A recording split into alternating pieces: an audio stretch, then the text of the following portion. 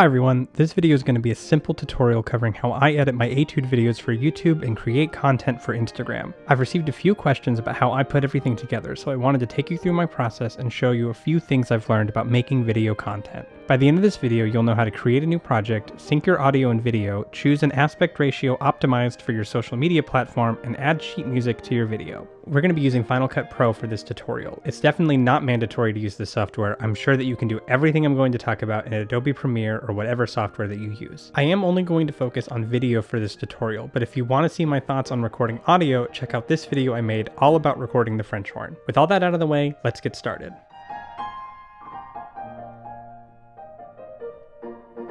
First, of course, you're going to need to record your audio and video and then import them into your Final Cut library. It's a good idea to start a new library for each video that you make so that the file size of the library is small and your computer can run a bit faster. When you import, make sure you have Create Proxy Media selected. This is going to create a copy of the video you're uploading with a much smaller file size that will make editing much easier.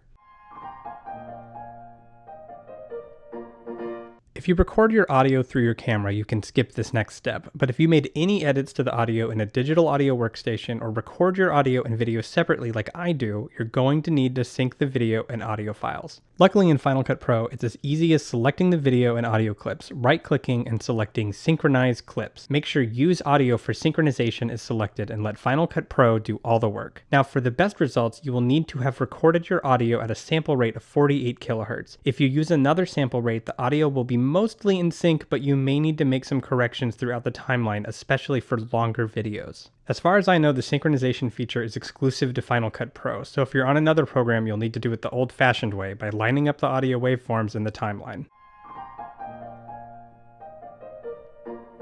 From the File menu, select New and then Project. We need to select some settings for our video based on whatever your camera settings were for recording. Most HD video is at 1080p and widescreen, so this is going to be the best option for platforms like YouTube and Facebook. 4K video is also becoming more popular, but it's useless for you if you didn't record in 4K to begin with. And even if you did, there are some benefits to leaving the project at 1080p that I'll explain later. However, if you're making a video for Instagram, there are a few other aspect ratios you should be familiar with. The most popular option for Instagram videos is the square option. And if you're editing an Instagram story or a video for Instagram TV, you could choose vertical as well. But if you want a vertical video in your feed, you need to use a 4:5 aspect ratio. This is the longest a video can be on Instagram without cutting the frame. To get this ratio, you'll have to select Custom and manually enter 1080 by 1350. I like to think of this as a square video with some space at the bottom for music. One more ratio I like to use on Instagram is the rotated 5:4 aspect ratio. This preserves the width of your video, letting you keep your widescreen view and add space at the bottom or top for you to add your music or notes. Select Custom again, but this time use 1920 by 1536.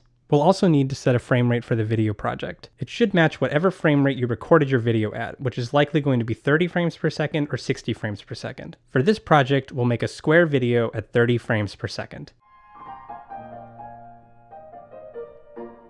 Before you do anything in the timeline, click the View option in the main viewer and select Proxy Media under Media Playback. This is going to tell the computer to use our smaller generated files and make editing a lot faster. Now we're finally ready to start editing. Drag your synchronized clip onto the main timeline. Now right-click and select Lift from Storyline. A transparent layer will be left in the timeline and the video will now be on top. Find the Generators tab, select the 360 Color Solid option and drag it onto the timeline over the transparent layer. When given the option, select Replace with Retime to fit. You'll notice that the transparent layer has now been replaced with a solid color underneath our video. Since we're adding sheet music to this video, we're going to want a white background. So select the solid color, find the inspector in the top right, and click the Generator Inspector. The only option should be to select a color, so click on the colored box and find the RGB slider in the pop-up menu. From here, type 6 Fs into the hex code to get a pure white background. Now click on the video clip in your timeline and select the Transform option in the viewer. Click and drag the video in the viewer to move around and resize the video against the white background. You don't have to be exact, just find a position and size that you think looks good and leave some white space somewhere for you to add the sheet music later. Now, if you're using 4K footage on a 1080p project, you'll have a benefit here because you'll be able to resize your footage up to 200% without sacrificing any image quality. So even if you can make a 4K video, unless you set up the frame exactly how you wanted before you started recording,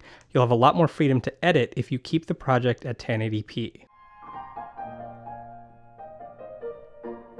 We're now ready to add sheet music to our video. Whether you downloaded the music from the internet on a website like imslp.org or make a PDF using your phone or scanner, one of the first things you'll want to do is convert the PDF to a PNG file. PDFs don't look great in Final Cut Pro when editing video for some reason, but it's not too difficult to change. Open the PDF of your music in Preview. Select File, then Export. Select PNG as the file type and export. Just like before, you're going to go back to Final Cut Pro and import the PNG file using this icon in the top left. And finally, drag the score into the timeline in between the video and the white background. What we've effectively done is create a layer that contains only the music against a white background, and the video will cover up all of the music we don't want to be seen. I like using this method because if we have to edit multiple lines of music, we can do it all from one PNG instead of creating one for each line individually. Just like with the video, use the transform option to move and size the sheet music so that it looks good for the screen. Once you have everything set, I recommend creating a compound clip out of the entire project. Then you can cut off the beginning and the end of your clip, and you should have your video all set.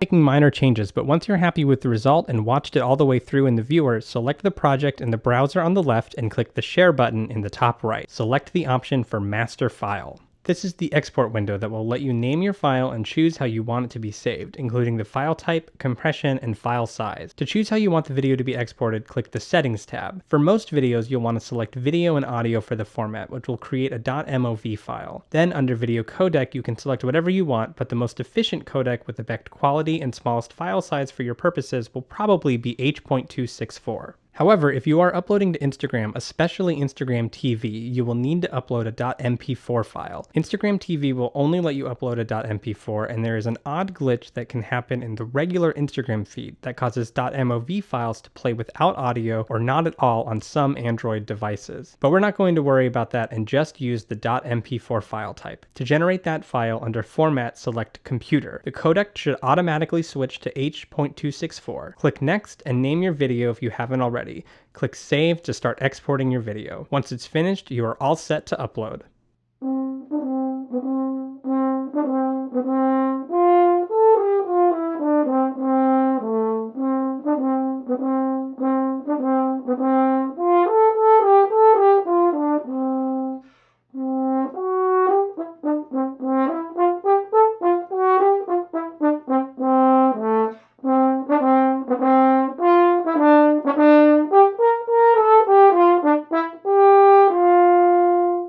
And that's the basics for how I make my videos. If you found this video helpful for making your own content, give it a like and share the video with other musicians interested in making videos. Leave a comment below if you have any questions, and of course, thanks for watching, and I'll see you in the next one.